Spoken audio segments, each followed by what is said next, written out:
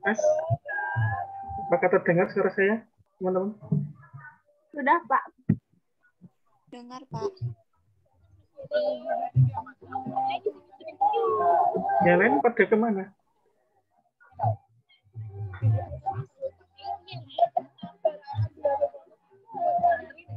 Ini PJ kelasnya atau ketua kelasnya siapa ya? PJ mata kuliah atau ketua kelasnya? Anwar.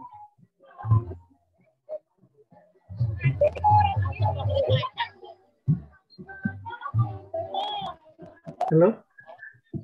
Dengar nggak suara saya? Terdengar, Pak. Dengar, Pak. Ya, PJ mata kuliahnya atau ketua kelasnya siapa? Khairul Anwar. Sudah masuk belum? Belum kayaknya, Pak. Belum. Anwar.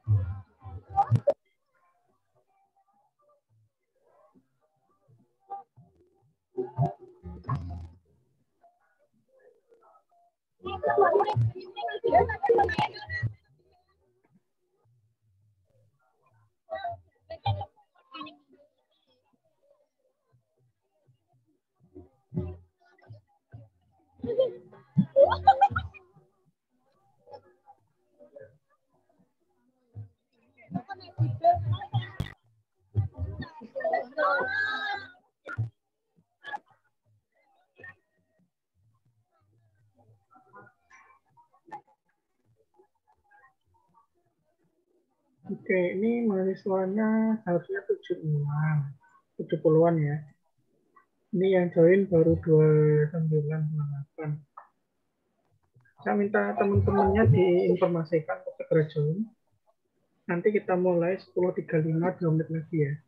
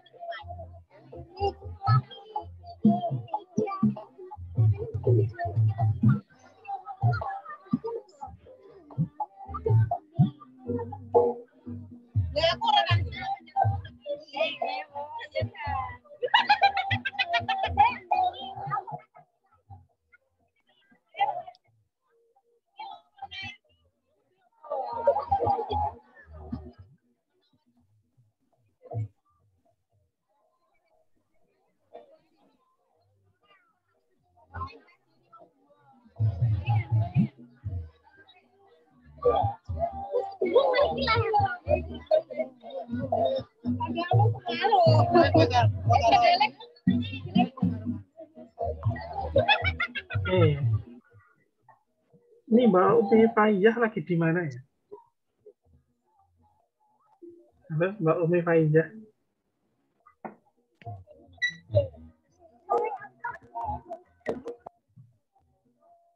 Halo, Umi Faizah, dengar suara saya enggak?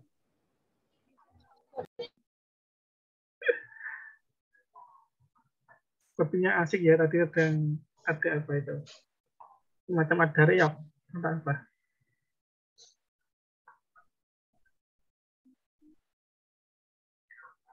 Oke, kita mulai. Assalamualaikum warahmatullahi wabarakatuh. Waalaikumsalam warahmatullahi wabarakatuh. Semua masih dalam keadaan sehat ya? Ada yang sedang sakit?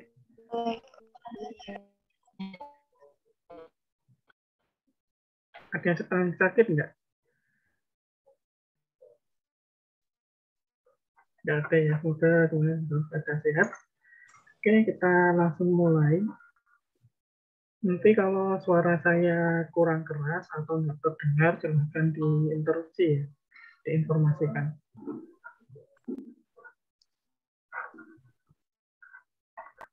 Oke.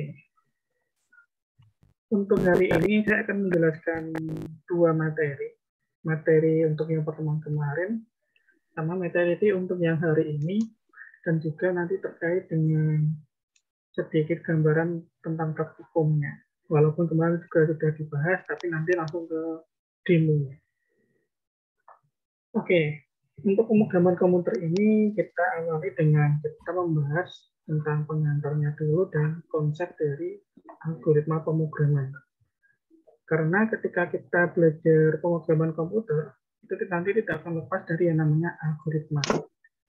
Algoritma itu adalah suatu langkah bagaimana kita memecahkan suatu permasalahan. Dalam hal ini adalah kita belajar logika. Tentu untuk logika teman-teman karena di pendidikan matematika pasti sudah ini ya, sudah dipelajari. Nah, ketika nanti teman-teman itu belajar pemrograman komputer, maka nanti teman-teman bisa membuat sebuah program. Seperti halnya yang ada di layar, itu saya berikan gambar 3 blok. Ada komputer, ada program, dan pemrograman. Komputer sendiri jenisnya sangat banyak. Jadi segala sesuatu yang ada memori, ada prosesor, itu bisa dinamakan komputer. Jadi komputer itu tidak selalu seperti laptop atau CPU ataupun yang lain, itu bisa berupa smartphone, kemudian apa itu MP3 ataupun hal lain yang memiliki tadi yang saya sebutkan, memiliki RAM, memiliki memori, kemudian memiliki prosesor, itu bisa dikatakan sebuah komputer. Komputer itu bisa digunakan ketika sudah ada program. Kalau program yang sering kita temui mungkin yang aplikasi perkantoran ya, misalkan Office Word, kemudian Excel, dan lain-lain. Walaupun pasti teman-teman juga pernah menjumpai atau mengoperasikan program-program lain. Misalkan untuk desain ada Corel, kemudian untuk editing video misalkan ada Camtasia ataupun yang lain, teman-teman pasti juga sudah banyak menggunakan yang namanya sebuah program. Nah, program ini dia dibuat dari apa? Program ini dia dibuat dari yang namanya pemrograman. Untuk pemrograman sendiri jenisnya ada banyak. Ada Java, ada PHP, MySQL, kemudian C++, yang ini kita pelajari pada pertemuan sekarang nanti sampai UTS. Nanti kita akan belajar C++. Kemudian ada Ruby, Visual Basic, Python, dan sebagainya. Jadi nanti ketika teman-teman itu bisa bahasa pemrograman, nanti teman-teman bisa membuat sebuah aplikasi. Nah, aplikasinya itu bisa berupa sistem informasi ataupun yang lainnya.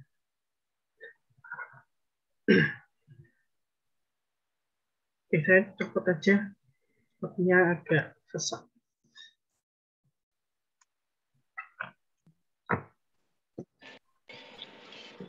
Nah, sekarang kita langsung ke slide berikutnya tentang algoritma. Walaupun tadi juga sudah saya singgung ya, bahwasanya algoritma itu adalah suatu langkah, suatu cara bagaimana kita menyelesaikan masalah. Kalau dalam slide ini jelaskan, dalam banyak hal pasti kita akan menjumpai yang namanya masalah. Nah, untuk memecahkan masalah diperlukan langkah-langkah yang tepat untuk menyelesaikannya, yang mana dalam ini disebut algoritma. Jadi algoritma adalah suatu langkah yang berurutan untuk menyelesaikan suatu masalah. Contohnya yang di sini ya, setelah ujian, lembar jawaban harus diurutkan dari nomor kecil paling atas. Dengan permasalahan ini, tentu saja algoritma atau penyelesaiannya bisa bermacam-macam tergantung individu atau kitanya. Tentu saja antara A atau B ada kemungkinan beda, ada kemungkinan sama. Itu kembali ke individu masing-masing. Nah, dengan permasalahan ini, itu dimungkinkan ada dua penyelesaian. Yang pertama adalah untuk yang, ini menurut si A ya. Menurut si A, supaya ini nanti mudah diselesaikan, maka si A itu mengatur duduk peserta ujian dari depan mengular ke belakang. Jadi mengular, berbelok-belok itu ya. Kemudian setelah itu, ketika sudah selesai, maka si A tadi mengambil lembar jawaban dari belakang dengan menunjukkan lembar jawaban yang berikutnya. Nah, dengan algoritma seperti ini, tentu saja itu juga bisa menjawab permasalahan ini. Apakah solusinya cuma itu saja? Tentu saja enggak. Pasti akan ada penyelesaian-penyelesaian yang lain. Misalkan dibalik. Yang pertama adalah ini, kalau tadi kan mengatur duduk peserta ujian dari depan mengular ke belakang. Kan bisa juga nanti diubah menjadi ini ya, dari kiri ke kanan, kemudian menyilang kan juga bisa. Jadi terkait dengan penyelesaian masalah ini, berbeda-beda. Hanya saja yang dituntut itu yang diharuskan, yang paling bagus adalah algoritma itu yang tidak sulit diimplementasikan dan langkahnya itu berurutan, mudah dilaksanakan. Jadi sifat algoritma seperti itu. Walaupun semuanya memiliki langkah penyelesaian yang sama, yang berbeda, tetapi yang dituntut adalah yang penyelesaiannya itu mudah diimplementasikan dan yang paling cepat atau paling benar. Kalau diimplementasikan ke dalam bahasa pemrograman, algoritma itu adalah suatu prosedur atau urutan aksi yang jelas, tidak rancu untuk memecahkan suatu masalah. Kemudian cirinya apa? Cirinya adalah dia memiliki awal dan memiliki akhir. Makanya kemarin saya contohkan ketika kita menggunakan aplikasi Flowgorithm, itu kan ada simbol mulai dan ada simbol stop atau berakhir. Kemudian setiap langkah itu harus didefinisikan dengan tepat. Maksudnya adalah dideskripsikan yang tepat. Misalkan untuk ini tadi ya, mengatur duduk peserta ujian dari depan. Jangan sampai dari depan saja, tapi harus didetailkan. Dari depan itu yang bagaimana? Ternyata ada lanjutannya mengular ke belakang. Jadi nanti ini akan berbeda implementasinya ketika tidak ada tambahan mengular ke belakang. Untuk yang lain silahkan di-mute dulu ya.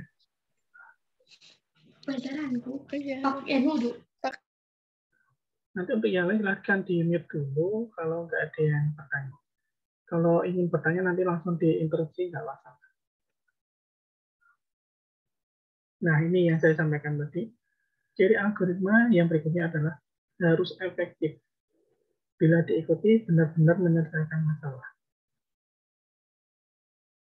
Boleh saja efektif, tapi kalau tidak menyelesaikan masalah itu juga bukan namanya algoritma.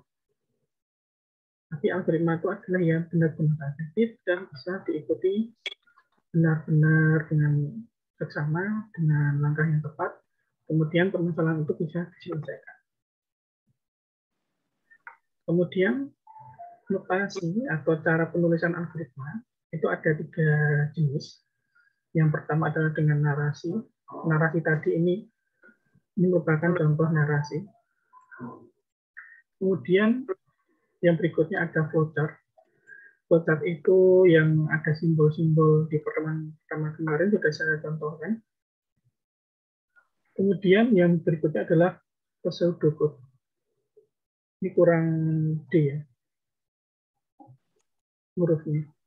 Nah, yang pseudocode ini hampir sama dengan flowchart. Hanya saja kalau pseudocode itu sudah hampir menyerupai dengan bahasa pemrograman. Kalau flowchart kan masih berupa simbol. Kalau pseudocode nanti untuk penulisannya hampir mendekati bahasa pemrograman. Sekarang kita masuk ke salah ketiga-tiganya. Yang pertama kita membahas tentang narasi. Nah, algoritma yang tipenya narasi itu harus mendeskripsikan semua yang ingin diselesaikan atau langkah-langkahnya itu dideskripsikan semua. Contohnya ini, algoritma menghitung luas persegi panjang. Maka yang pertama adalah menginput bilangan dari user. Apakah itu panjang atau lebar. Kalau di sini ditentukan yang pertama adalah menuliskan panjangnya dulu, kemudian yang kedua menuliskan lebarnya. Ketika sudah, maka diproses, kemudian yang terakhir adalah menampilkan hasilnya. Ini untuk contoh yang narasi. Kalau untuk yang flowchart, nah seperti ini. Jadi ketika kita nanti belajar flowchart, kita harus paham arti dari simbol-simbol. Mulai dan selesai itu simbolnya elips, oval. Kemudian untuk input ataupun output, itu simbolnya garis panjang. Kalau proses, itu simbolnya persegi panjang. Kalau tadi narasi seperti ini, kalau flowchart seperti ini. Jadi menggunakan simbol-simbol. Kedua dengan pseudocode, kalau pseudocode seperti ini. Jadi langsung mulai masukkan panjang, masukkan lebar, luas, keluarkan hasilnya atau luasnya tadi selesai. Nah, jadi dari kesimpulannya dari yang contoh tadi ya, menghitung luas persegi panjang itu seperti ini. Narasi, flowchart, pseudocode. Ini teman-teman semuanya harus bisa. Nggak boleh hanya bisa salah satu. Oke. Nah, ini untuk contoh pemrograman. Jadi untuk contoh ini tadi menghitung luas persegi panjang. Contoh pemrograman ini seperti ini. Jadi ini ditentukan variabelnya dulu. Variabelnya itu panjang, lebar, luas. Kemudian tipe datanya. Ini nanti akan dibahas di pertemuan berikutnya. Atau di pertemuan sekarang ya. Setelah ini. Nanti ini akan dijelaskan setelah ini. Oke, dari pertemuan pertama ini, untuk materi pertama ini tentang pengantar dari pemrograman dan juga algoritma, ada yang mau ditanyakan terlebih dahulu sebelum saya lanjutkan ke materi yang kedua, yaitu tentang lanjutan tadi ada tipe data, variabel, konstanta, jenis operator. Ada yang mau ditanyakan terlebih dahulu teman-teman sebelum saya lanjutkan?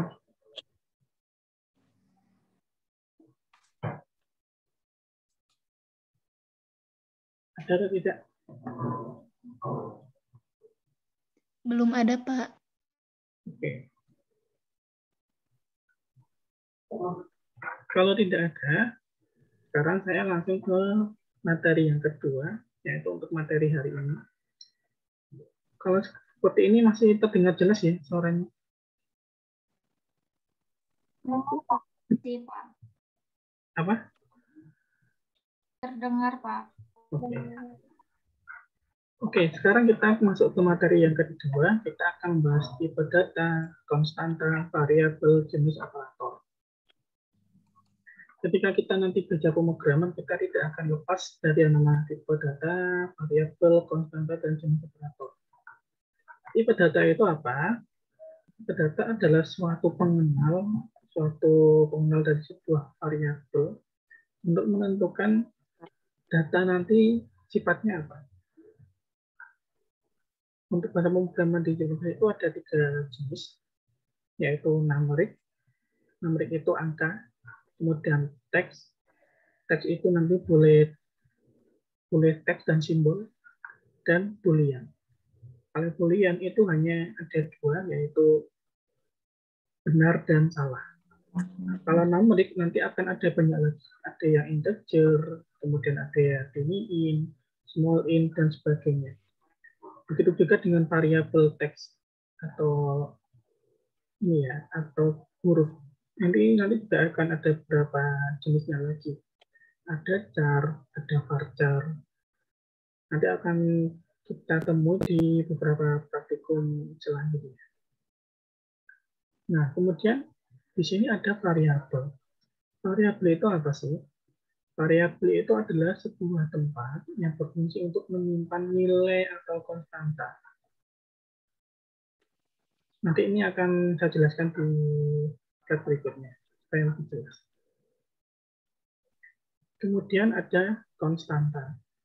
Kalau konstanta itu adalah nilai sementara. Ini nilai ini ya, maksudnya nilai sementara itu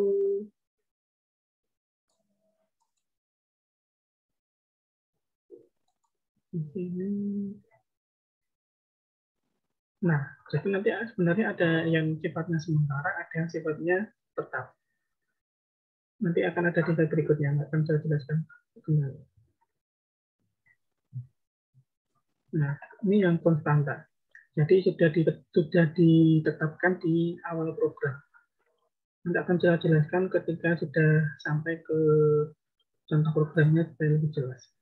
Kalau operator itu adalah yang digunakan untuk memanipulasi atau dalam hal ini adalah untuk perhitungan di matematika atau logikanya. Jadi ada plus minus, kemudian kali, ada bagi, kemudian ada kurang, dan sebagainya. Nah, tadi saya jelaskan bahwasannya untuk numerik itu ada beberapa jenis. Nah, di sini ada integer. Integer itu disingkat dengan int. Kemudian ada float yang digunakan untuk pecahan. Kalau integer tadi untuk bilangan bulat. Kalau double ini hampir sama dengan float, hanya saja jangkauannya lebih banyak. 2 kalinya. Yang paling sering digunakan nanti apa? Yang paling sering digunakan nanti hanya 2 ini. Integer dan float.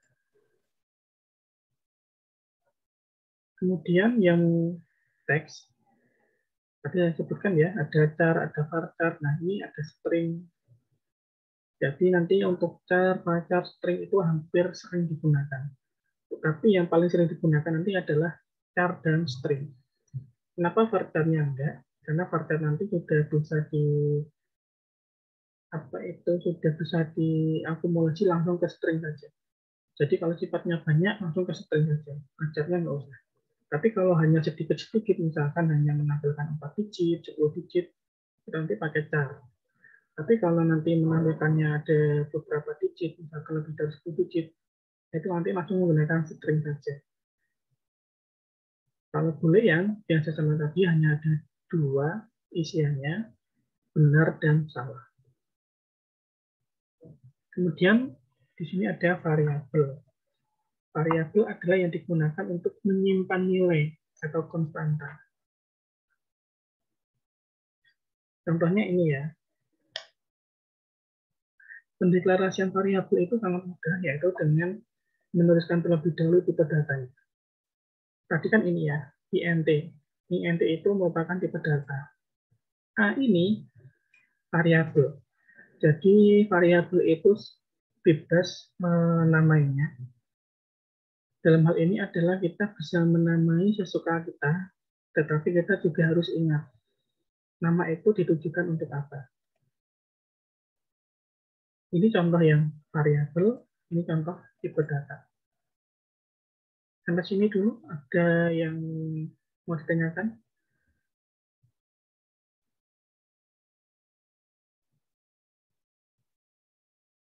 Nggak ada ya? Oke, cukup jelas. Nah, sekarang kita contoh ini ya. Ini contoh pemrograman. Di sini ada int global. Berarti artinya variabel global ini menggunakan tipe data integer. Kemudian yang di bawahnya itu kemudian kalau tadi kan nggak diikuti dengan angkanya ya. Nah sekarang ini diikuti dengan angkanya. int lokal sama dengan 39. Oke, untuk menjawab ini saya akan mengacak ataupun mungkin yang ingin berpendapat silakan. Maksudnya apa? int lokal sama dengan 39. Dari penjelasan yang saya jelaskan di awal tadi, mungkin ada yang bisa menjawab. Kalau teman-teman tadi sudah paham, harusnya bisa menjawab. Oke, silakan sebelum saya tunjuk, barangkali ada yang ingin mencoba berpendapat. Tidak usah takut salah, tidak usah takut keliru, nggak usah malu juga. Oke, silakan. Barangkali ada yang mau berpendapat. Kalau tadi int global, itu artinya global itu merupakan nama variabel, int itu adalah jenis tipe datanya. Nah, kalau yang bawahnya, int lokal sama dengan 39. Itu seperti apa maksudnya? Oke, silakan. Kalau ada yang mau bertanya atau ingin berpendapat seputar int lokal sama dengan 39.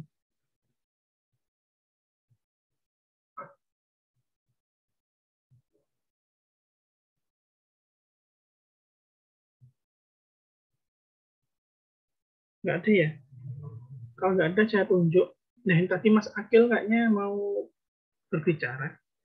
Untuk Mas Akil. Iya, Pak. Ya, silakan Mas.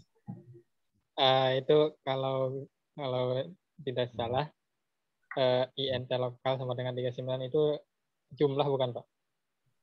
Bukan jumlah. Salah, Oh, Mas. bukan. Ya. Oh. Oke, silakan yang lain. Atau saya tunjuk aja. Saya tunjuk scroll paling ini ya. Saya scroll terakhir, scroll sekali. Nanti nama yang paling bawah akan saya tunjuk. Oke, Iqbal Sigit Pratama. Halo Mas Iqbal Sigit Pratama.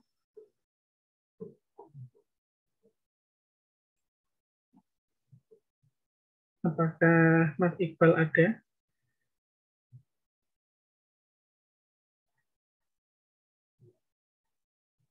Oke, nggak ada respon. Saya akan scroll sekali lagi. Ada ya tadi ya? Halo Mas Iqbal.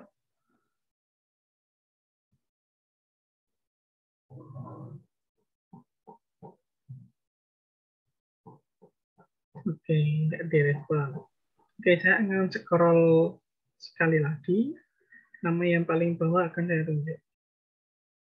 Kurniawati Ismi Windari. Halo Mbak Kurniawati. Silakan di-unmute.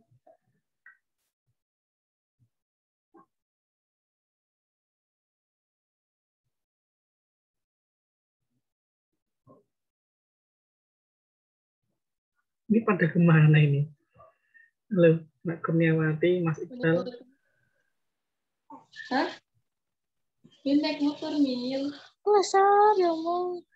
Atau Mbak Umi, halo Mbak Umi. Adik Umi siapa ya?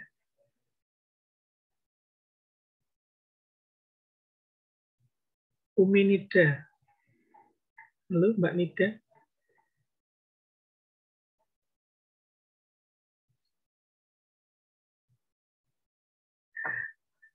Ini gimana nih? Nggak mau menjawab atau malu menjawab atau gimana? Sebenarnya nggak usah ini ya, teman-teman nggak usah takut salah. Karena kita kan belajar bersama, kalau ada salah itu sebuah kewajaran juga. Jadi nanti ketika kita sudah mengetahui salah itu, harapannya kita nanti ke depannya juga sudah mengetahui yang benar itu seperti apa. Oke, jadi maksud dari INT lokal 39, ini artinya lokal ini adalah nama variabelnya. INT merupakan apa, teman-teman? Bilangan Tipe bulat. data. Ya, tipe data. Tipe datanya INT atau integer. Nah, 39 ini adalah konstantanya. Kita kembali ke atas. Nah, ini. Konstanta adalah tetapan dari suatu nilai yang sudah ditetapkan. Jadi bersifat tetap. Jadi, di mana 39 ini adalah konstantanya. Jadi ketika kita nanti menyebut variabel lokal, maka variabel lokal ini sudah memiliki nilai. Nilainya berapa? Nilainya 39. Atau konstantanya 39. Nah, ini contoh konstanta yang berikutnya. Kalau ini kan yang menentukan adalah programmernya atau kita sebagai pembuat program. Nah, ada juga konstanta itu yang sifatnya sudah pasti, yang biasanya digunakan untuk rumus-rumus. Contohnya ini. Kalau P kan sudah jelas ya, 3,14 atau 22/7. Ini juga merupakan contoh konstanta. Jadi nanti ketika misalkan membuat sebuah program, kemudian mengharuskan menggunakan rumus dan adatinya, maka nanti ditentukan variabel. Variabelnya PHI, Pi, atau mungkin mau dinamai yang lain, kemudian konstantanya pasti sudah jelas, yaitu 3,14. Kemudian operator yang saya sampaikan tadi, ada perkalian, pembagian, dan sebagainya. Kalau saya jelaskan yang operator sudah mahir semua operator ya. Nah, ini untuk contoh penulisan tipe data, variabel, konstanta, dan operator. Kalau ini 1, 2, 3, 4, 5, 6, 5 ya. 5 teratas ini dari include sama int main itu merupakan sebuah standar, harus ada. Nah, yang dieksekusi oleh program itu yang ada di antara kurung kurawal buka dan kurung kurawal tutup. Jadi yang dieksekusi oleh C++ itu yang ada di sini. Yang dieksekusi ada di sini. Ini bacanya gimana? Bacanya adalah si pembuat program itu menentukan variabelnya dulu. Variabel yang dibuat apa? Barangkali teman-teman ada yang mau menjawab variabel yang dibuat apa? Silahkan di-unmute.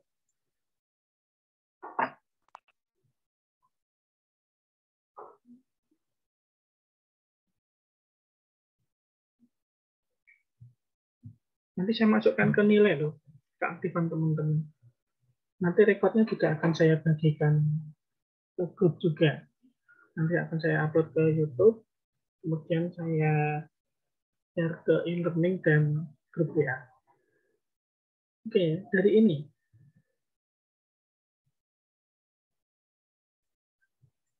Ada yang mau menjawab? INT A sama dengan 4, itu artinya apa?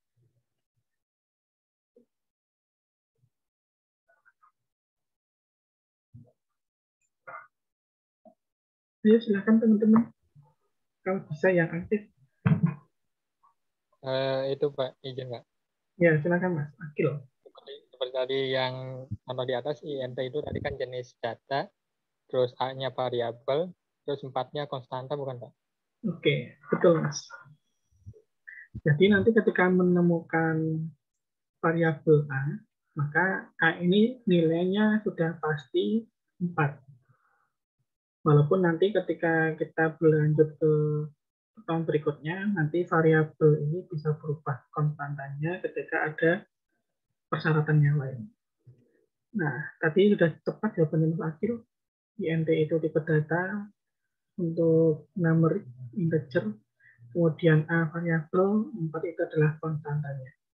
Begitu juga dengan yang INT B 11. 11 konstanta, B adalah variabelnya. Nah, kalau ini INT hasil, ini tidak ditetapkan konstantanya. Kenapa? Karena hasil nanti digunakan untuk proses. Nah, prosesnya apa? Jadi dari proses hasil ini, variabel hasil ini adalah prosesnya A plus B. A tadi berapa? A4, B berapa? B11. Maka hasilnya 15. Jadi seperti ini. Nah, kalau sampai sini saja, ketika program dijalankan, dia tidak akan menampilkan hasil seperti yang ada di kanannya. 15 itu enggak. Dia akan muncul 15 ketika ada perintah ini. Printf. Kemudian hasil. Dipanggil hasilnya. Hasilnya berapa? Yaitu 15. Kemudian di sini dituliskan lagi cout hasilnya. Nah, kalau cout itu digunakan untuk menulis yang ada di belakangnya. Di sini kan ada tulisan hasilnya. Nah, yang tertulis yang apa itu yang akan ditampilkan itu yang ada di antara tanda petik. Tanda petik ini. Maka ini ditampilkan hasilnya berapa? Nah, kemudian di sini ada ENDL. ENDL itu untuk ganti baris. Kemudian dia memanggil variabel lagi. Variabelnya tadi variabel hasil. Variabel hasil ada di sini. Variabel hasil itu apa itu? Dia mengeksekusi apa? Dia mengeksekusi penjumlahan variabel A dan variabel B. A tadi berapa? 4, B-nya berapa? 11. Maka dituliskan ketika sudah sampai sini programnya berjalan, maka dia akan mengeksekusi ini. Hasilnya, kemudian ganti baris, hasilnya berapa? 15. Kemudian ada get. Get ini untuk menangkap tampilan sementara. Jadi ketika ini dijalankan, dia tidak langsung keluar programnya, tapi akan muncul seperti ini. Ketika dipencet keyboard yang lain, tombol yang lain, dia baru keluar. Jadi get ini untuk menangkap sementara. supaya nggak langsung keluar hasilnya.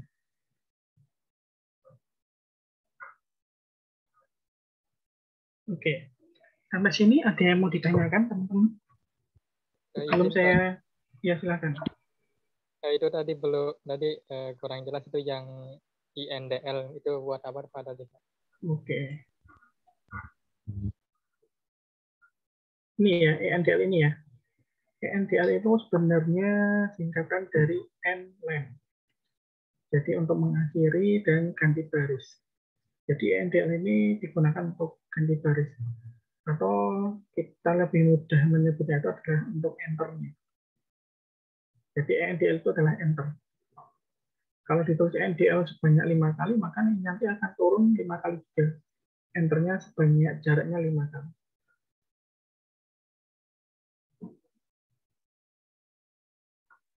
Oke. Mungkin teman-teman bingung atau gimana? Kalau bingung-bingungnya di mana, silahkan tanyakan.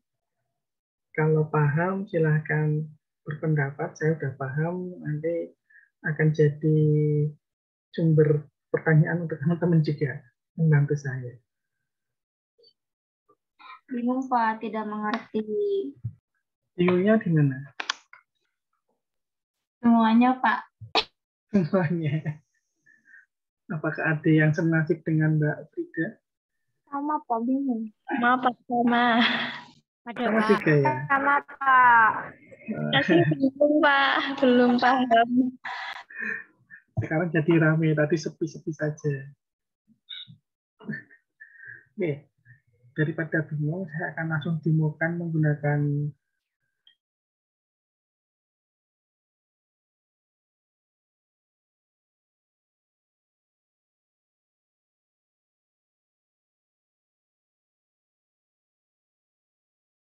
Nggak ada suaranya ya? Iya. Kayaknya jaringan deh.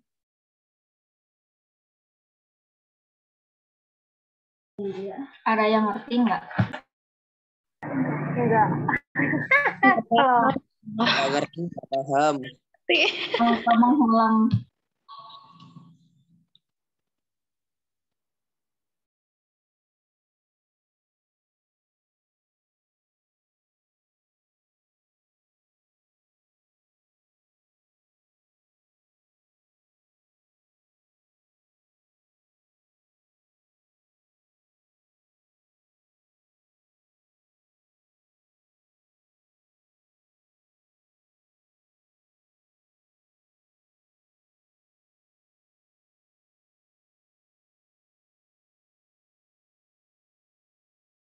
maaf ya, koneksi saya terputus.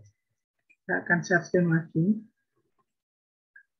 Oke, jadi di e-learning juga tadi sudah saya sampaikan ya, bahwasanya untuk pertemuan hari ini untuk membahas materi yang kemarin sama materi hari ini, dan juga saya sertakan di situ adalah software pendukung yang nanti digunakan. Jadi silakan teman-teman mengaksesnya. Jadi untuk software Flow-Item ini sifatnya opsional, tidak wajib diinstal. Tapi kalau teman-teman mau menginstal silahkan, karena ini nanti akan sangat membantu teman-teman memahami bagaimana pembuatan flowchart dan bagaimana mereka flowchart, begitu juga dengan simbol-simbolnya. Karena di sana juga sudah disediakan, tinggal drag-drop aja. Kemudian aplikasi yang digunakan nanti selama sampai UTS itu aplikasinya kalau yang menggunakan komputer atau laptop itu aplikasinya namanya Dev C++. Alamat webnya ini bluetooth.net. Saya akan buka sekalian. Nanti tampilannya kurang lebih seperti ini ya tampilannya. Nanti silakan teman-teman langsung download di sini. Download akan diarahkan ke web yang lain. Nah, nanti ditunggu aja terdownload kemudian diinstal. Jadi nanti teman-teman silakan menggunakan Dev C++ untuk pengguna komputer atau laptop. Nah, untuk yang tidak memiliki komputer atau laptop, yang belum memiliki laptop atau komputer, teman-teman bisa menggunakan aplikasi Android namanya CPP Droid. Linknya juga sudah saya sertakan. Nanti tampilan aplikasinya seperti ini. Logonya kurung perawal buka, kurung perawal tutup, seperti yang ada di Cinta pemrograman yang saya contohkan tadi. Bahwasanya yang dieksekusi itu yang ada di antara kurung perawal buka dan kurung perawal tutup. Selainnya itu tidak akan dieksekusi oleh pemrograman C++. Nanti tampilan seperti ini aplikasinya. Nah, di sini. Teman-teman sudah bisa mulai mendownload dari sekarang, baik pengguna komputer atau laptop, supaya di pertemuan nanti siang kita asinkronus ya. Sudah saya berikan materinya, ada video, ada PDF, kemudian ada forum yang digunakan untuk bertanya jika menemui kendala. Sebisa mungkin ketika menemui kendala yang ditanyakan itu disertakan dengan gambarnya, supaya saya nanti lebih mudah menjawabnya atau saya lebih mudah memahami permasalahan teman-teman.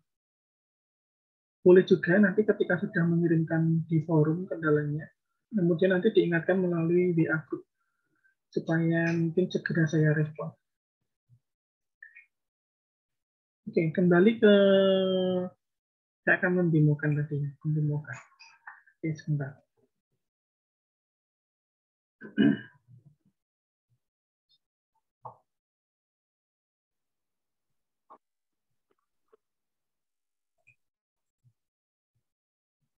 Saya mendemokannya menggunakan komputer ya. Nanti tidak akan ada banyak perbedaan bagi yang menggunakan Android, tidak masalah.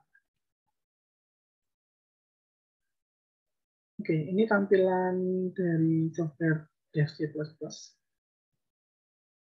Kita langsung saja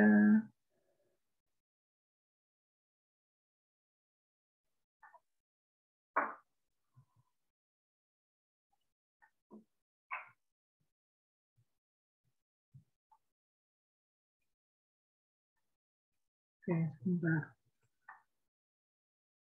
Ini tampilan C++-nya. Sambil menunggu saya membuka filenya, teman-teman bisa mulai download aplikasi yang digunakan.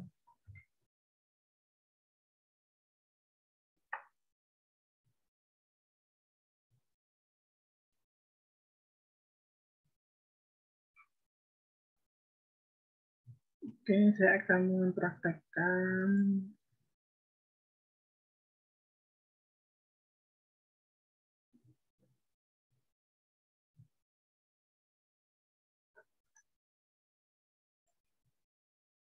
dari awal dulu, praktikum pertama. Oke. Nanti kalau ada yang kurang jelas, langsung diinstruksi aja ya. Biar nanti nggak kayak tadi, ketika sudah sampai agak jauh, teman-teman baru bingung, baru ulangi. Oke. Jadi nanti yang saya sampaikan tadi, yang dieksekusi itu yang ada di antara kurung kurawal buka, kurung kurawal tutup. Jadi yang dieksekusi yang ada di sini. Kemudian di contoh tadi kan kenapa ada include-nya ada 3, kemudian di sini include-nya cuma ada 1 IOStream. Nah, terkait dengan include IOStream, kemudian include Tomio, nanti akan saya jelaskan di pertemuan berikutnya. Bahwasanya itu merupakan ada yang, jadi nanti disesuaikan yang ada di sini. Misalkan di sini kita menggunakan X misalkan, maka nanti di situ akan ada kewajiban include misalkan include Tomio ataupun yang lain. Oke, dari program ini yang akan dijalankan, maka yang dieksekusi adalah ini. Cout hello world. Cout itu artinya untuk menampilkan di layar. Yang ditampilkan di layar apa? Yang ditampilkan di layar adalah yang berada di antara tanda petik. Jadi yang ditampilkan adalah hello world ini. Setiap baris bahasa pemrograman di C++ itu wajib diakhiri dengan titik koma. Kalau tidak ada titik komanya, dia nanti akan error. Kemudian ini artinya adalah, kalau tadi kan saya sampaikan, yang dieksekusi hanya ini. Kenapa ketika dijalankan kok ini tidak tampil? Nah, ini adalah tanda komentar. Jadi tanda komentar ini tidak akan dieksekusi oleh compiler bahasa pemrograman C++ ini. Jadi bahasa C++ ini membutuhkan compiler untuk mengeksekusi ini. Untuk mengeksekusi, untuk menjalankannya seperti apa? Kita klik menu execute di atas, kemudian compile and run. Nah, di sini akan ada informasi ya di bawah.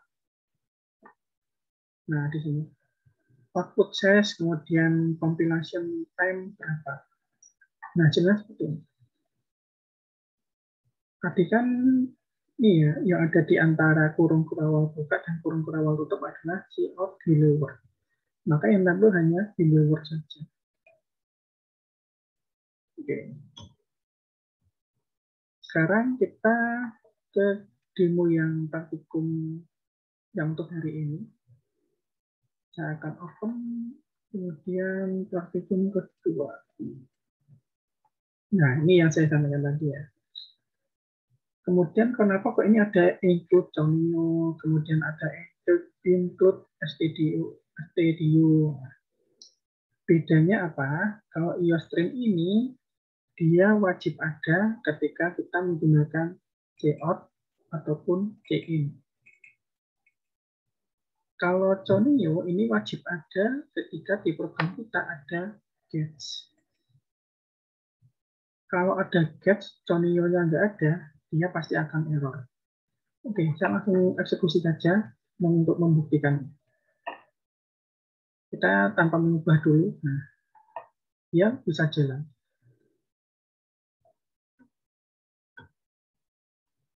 Sekarang kita input Conio dibuat menjadi komentar. Tadi kan saya sampaikan, ketika diubah menjadi komentar, dia tidak akan dieksekusi. Ya. Kita coba compile and run. Nah, error. Errornya itu kalau menggunakan dev C++, enaknya adalah ini. Ketika error, dia akan langsung ditunjukkan errornya di mana. Yang ada garis merah atau tanda silang di sebelah sini garisnya. Di baris 18 ada tanda silang, kemudian di sini ada warna merahnya tadi. Atau bisa juga kita membacanya di bawah ini. Akan saya perbesar. Nah ini. Di sini juga ada pesan errornya. Error gets not declare. Nah, berarti gets ini, gets tadi, belum dideklarasikan di atas. Karena dia wajib menggunakan library yang namanya Conio tadi. Maka ini harus kita wajibkan. Harus kita include-kan. Seperti itu. Nah, sekarang kita langsung ke bawah sini lagi. Nanti yang bisa menjawab mungkin akan saya berikan nilai plus ya. Di NT panjang 10, siapa yang bisa menjelaskan? Ya, Pak. Siapa namanya? Halo? Suaranya terputus.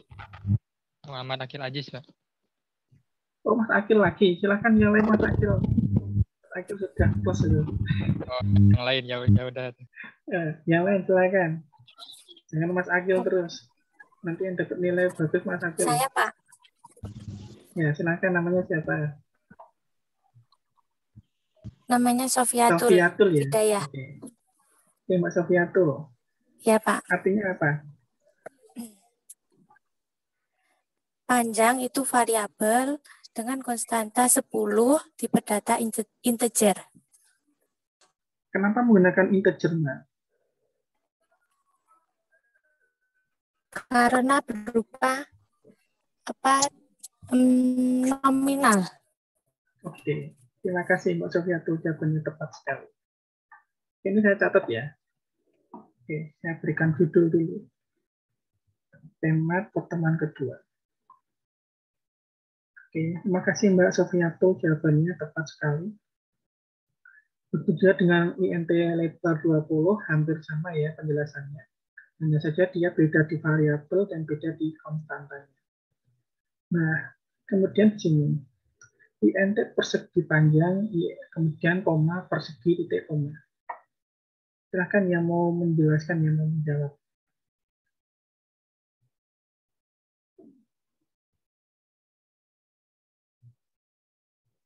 Lalu,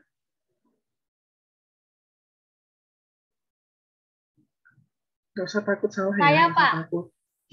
Oke, Mbak Frida. Jadi itu maksudnya jadi nanti bisa memasukkan angka persegi panjang dan persegi. Oke, makasih Mbak Frida. Saya tambahkan, jadi ketika kita menuliskan variabel yang menggunakan tipe datanya sama, dia boleh dituliskan dipisah dengan koma seperti ini.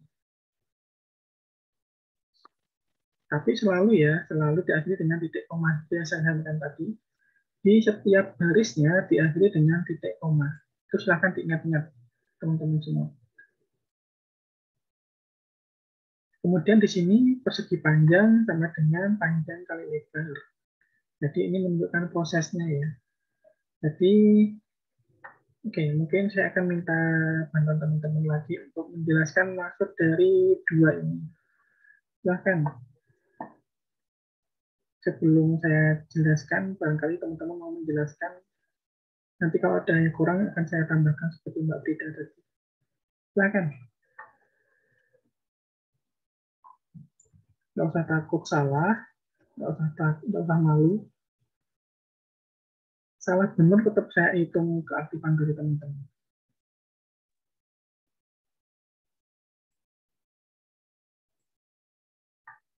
Saya, Pak. Oke, silahkan Mbak Adelia ya.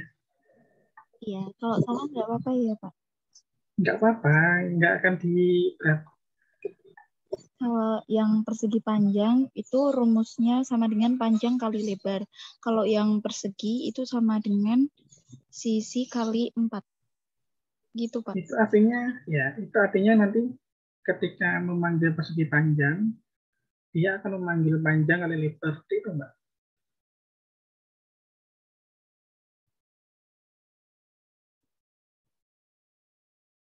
Halo Mbak Adelia. Iya, Pak. Nah, panjangnya berapa Mbak? Panjangnya 10, lebarnya 20. Oke, makasih Mbak Adelia. Jawabannya juga tepat ya yang disampaikan Mbak Adelia. Bahwasanya ini merupakan proses yang menunjukkan proses. Prosesnya apa? Jadi ketika persegi panjang ini nanti dipanggil oleh program, dia akan menghitung prosesnya yaitu panjang kali lebar. Panjangnya ini dari mana? Panjangnya ini dari konstanta di atasnya tadi, yaitu dengan variabel panjang konstantanya 10. Maka persegi panjang nanti panjangnya 10 kali lebar, lebarnya berapa? 20. Nah, bedanya apa yang ada di atas? Kenapa variabel sisi dengan konstanta 5 dia tidak dimasukkan di dalam di dalam body utamanya? Karena yang namanya sisi ini dia nanti tidak akan bersinggungan dengan yang ada di sini. Jadi seperti yang saya sampaikan tadi,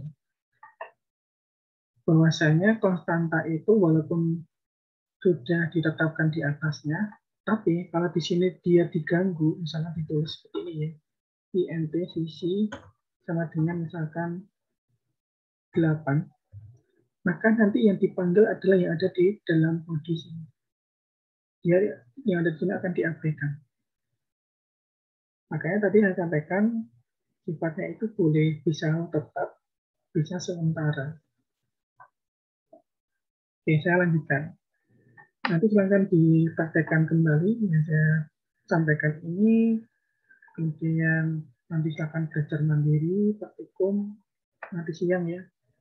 Saya sudah berikan materinya tadi, tinggal didemokan kalau ada yang kendala di sampaikan di forum. Oke, saya lanjut di sini. Sekarang ke baris 13. Baris 13 itu CO, persegi panjang sama dengan panjang. Itu artinya yang dieksekusi nanti adalah ini yang akan ditampilkan ke layar. Panjang persegi panjang Kemudian dia memanggil panjang. Panjangnya tadi berapa? 10. Itu juga sampai yang lebar ini. Nah, kemudian sisi juga. Kemudian sini CO luas persegi panjang. Nah, luas persegi panjang ini dia memanggil persegi panjang. Persegi panjang di sini rumusnya panjang kali lebar. Maka 10 kali 20. Kita akan eksekusi lagi supaya lebih jelas. Nah, ini. Yang di ini ya, bentar. Yang minus ya kelihatan. Oke. CO panjang persegi panjang. Yang di sini panjang persegi panjang sama dengan 10. Kenapa 10? Ya karena di sini memanggilnya panjang. Panjang ini sebuah variabel yang mana konstantanya sudah ditetapkan isinya 10. Kemudian di sini luas persegi panjang kenapa 200? Di sini luas persegi panjang dia ternyata memanggil variabel persegi panjang. Kita cek di atas.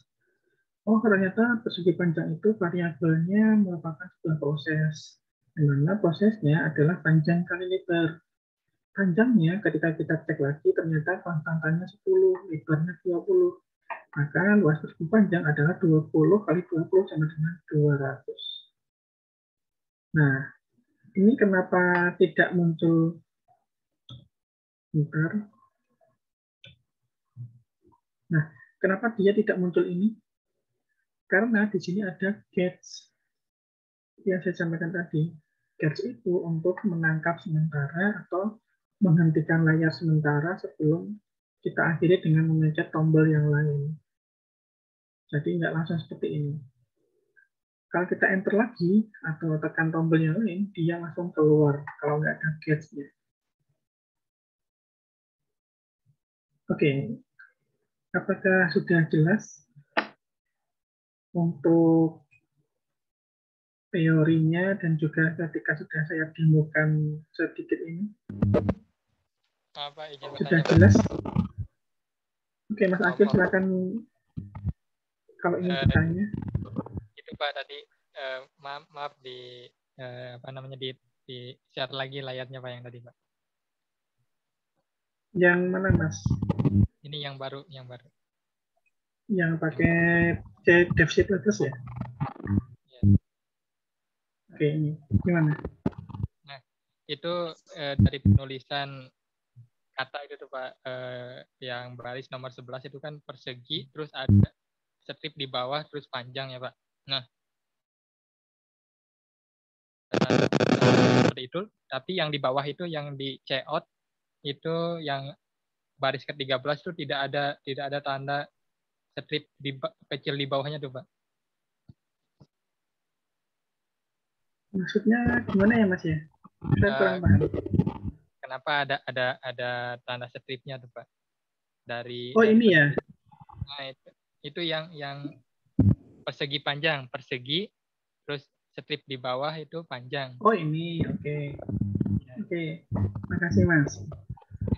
Jadi ini untuk nama variabel itu tidak boleh pakai spasi. Nah, untuk membedakan untuk kalau ini kan seperti yang saya katakan tadi ya, bahwasanya variabel itu sebenarnya suka-suka kita membuat. Nah, kalau kita suka-suka membuat, misalkan ini damai PP, juga nggak masalah. Yang penting kita paham. Nah, untuk yang awalan ini sengaja ini saya buat apa ya, supaya teman-teman paham aja. Maka saya berikan nama aslinya, persegi panjang, persegi. Walaupun ini kita singkat menjadi PP, nggak masalah. Yang penting teman-teman ketika membuat variabel itu benar-benar paham yang dia maksud. Apapun, kalau enggak nanti diberikan komentar. Misalkan seperti ini. PP adalah persegi panjang. Nah, ini kembali ke teman-teman. Seperti yang saya sampaikan tadi, variabel itu suka-suka yang membuat. Tapi ketika kita membuat program, dipastikan ketika program itu akan dibaca oleh orang lain, yang membaca itu juga paham. Maksudnya seperti itu. Kenapa? Tapi di istilah algoritma, itu kan yang efektif dan mudah diimplementasikan. Misalkan teman-teman sudah membuat program, kemudian dengan seenaknya sendiri membuat variabel yang mungkin orang lain nggak paham karena nggak ada komentarnya. Ketika nanti itu dialihkan ke orang lain, kan orang lain yang membaca juga bingung. Itu ya, teman-teman, terutama Mas Akhil yang sudah menanyakan tadi. Pertanyaannya bagus, mengingatkan juga. Jadi, karena nggak boleh ada spasi, maka solusinya menggunakan ini, penghubung dengan yang di bawah penghubungnya, ya, bukan strip.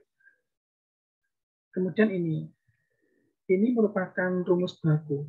Ketika kita menggunakan Cout, maka diikuti dengan ini. Nanti akan ada materi berikutnya yaitu tentang Cin. Nah, itu kebalikannya. Kalau Cout itu untuk menampilkan, kalau Cin itu merupakan untuk input.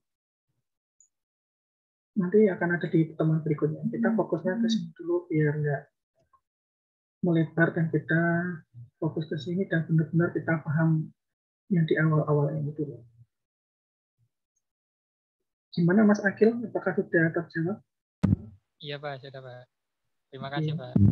Ya. Silakan yang lain. Terutama untuk yang belum paham tadi. Ya, silakan Mas Dwi Nur. Saya tanya yang tadi Pak, kan simbol perkaliannya kan bintang. Itu kalau diganti perkalian biasa bisa atau enggak? Oke. Terima kasih. Untuk simbol perkalian itu menggunakan bintang. Kalau diganti dengan X nggak bisa, Mas. Kemudian untuk simbol pembagi itu menggunakan garis miring. Tidak boleh menggunakan titik 2. Kemudian modulus, teman-teman tahu modulus ya? Bisa pembagi, itu menggunakan persen. Itu nanti akan ada pertemuan berikutnya nanti. Ketika kita ke implementasi, membuat rumus-rumus terkait dengan matematika.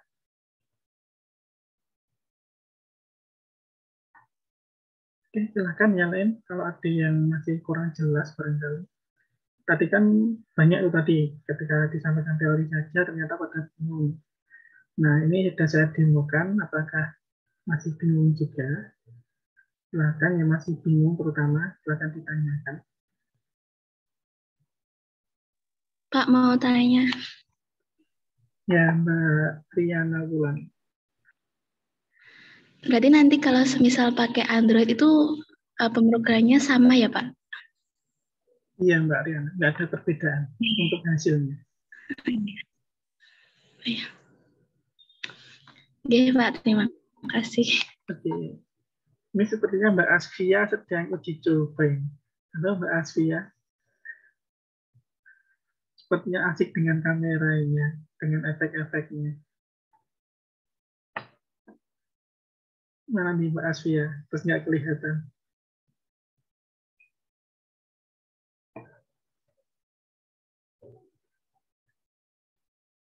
Halo Mbak Asfia.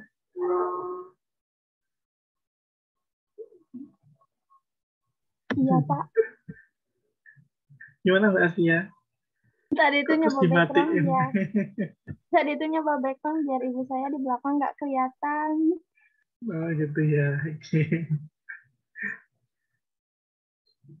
Oke, yang lain apakah ada yang mau ditanyakan lagi? Atau mungkin sudah cukup jelas? Bapak izin bertanya, Pak. Ya, silakan Mbak Supeti. Pak, saya sudah mencobanya, tetapi tidak bisa disimpan. Itu kenapa, Pak? Tidak bisa Oh dieksekut. iya. Oke, terima kasih Mbak Supeti. Oke, jadi ketika teman-teman ingin mengeksekusi sebuah program, itu harus disimpan dulu filenya. Saya akan demokan. Nah, ini.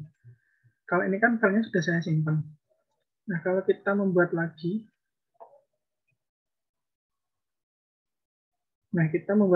ini belum saya simpan. dia tidak akan dieksekut. Nah, tapi dia harus disimpan dulu. Thanks. Nah, ketika kita sudah simpan, kita execute, dia baru bisa jalan lagi. Jadi untuk menggunakan Dev C++ ini, setiap program yang dieksekusi, filenya itu harus tersimpan dulu. Kemudian untuk ekstensi dari bahasa pemrograman C++ ini, ekstensinya ini ya, .cpp. Kalau kita menggunakan Office Word itu kan filenya ekstensinya .doc atau .docx. Kalau C++, bahasa pemrograman C++, itu ekstensinya .cpp. Itu ya Mbak Suparti. Oke, silakan yang lain. Mau Baik, tanya, Kak. Terima kasih, Pak. Ya, Mbak Lisa. ya saya kan juga udah coba, udah berhasil juga. Itu nanti dikirim atau enggak Pak yang ini, atau yang tugas aja? Yang dikirim yang sukses saja, yang enggak sukses untuk pembelajaran. Bisa dikirim, Mbak. Oh ya, tadi saya lupa ya. Sepertinya belum ada untuk pengiriman ini tugasnya. Mungkin nanti akan saya tambahkan. Terima kasih juga Mbak Lisa sudah mengingatkan. Jadi nanti saya juga perlu tahu progresnya teman-teman sudah mencoba atau belum. Nanti akan saya tambahkan di e-learning tempat pengumpulan tugasnya. Oke, barangkali ada yang lain sebelum saya tutup. Mungkin dari Mbak Fariza. Oke, nggak ada ya. Oke, kalau nggak ada mungkin itu ya teman-teman untuk pertemuan kita pagi sampai siang ini. Nanti yang siang setelah Jumatan pukul 1 kita asinkronus, nggak ada Zoom lagi. Silahkan nanti kalau ada kendala ditanyakan di forum, kemudian nanti bisa mengingatkan saya melalui akun untuk saya tanggapi permasalahan teman-teman. Oke, mungkin itu saja pertemuan hari ini. Kita akhiri dengan mengucap hamdalah supaya apa yang kita pelajari hari ini bisa mudah kita cerna, bisa mudah kita pahami. Oke, kita ucap hamdalah. Alhamdulillahirrahmanirrahim. Alhamdulillahirrabbilalamin. Silahkan di on kamera lagi, kita sesi foto lagi. Jadi nanti setiap ada Zoom akan saya minta untuk dokumentasi fotonya. Ada 3 slide. Saya hitung mundur seperti kemarin ya, 3 kali. Silahkan semuanya dinyalakan. Saya hitung mundur, silakan pose terbaiknya 3, 2, 1. Oke, saya akan kirim dulu, masih ada lagi.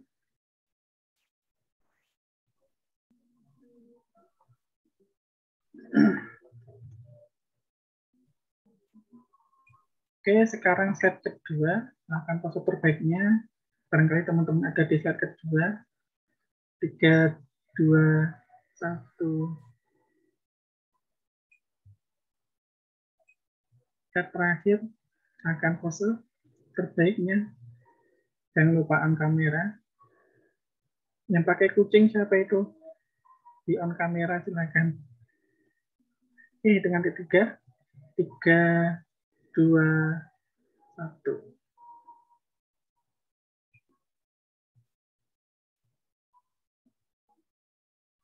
Oke, ada beberapa yang nggak on kamera, nggak masalah. Oke, sekian pertemuan kita hari ini. Terima kasih. Silakan yang mau Jumatan, segera Jumatan. Saya akhiri. Wassalamualaikum warahmatullahi wabarakatuh. Waalaikumsalam warahmatullahi wabarakatuh.